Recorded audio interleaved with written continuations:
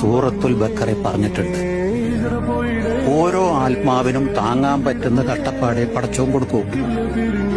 അനക്ക് പിന്നെ യാതനകൾ പടച്ചോൻ തരുന്നുണ്ടെങ്കിൽ മറ്റുള്ളവരെക്കാളും അത് താങ്ങാൻ അനക്ക് ശക്തി ഉണ്ടെന്ന അർത്ഥം. പകലിരവുകളുടെ റബ്ബ്, ഇഹപരമിലും തുണറബ്ബ്, ഉടലിനുടയോൻ റബ്ബ്, റബ്ബോടിന്നെൻ ഹുബ്ബ്.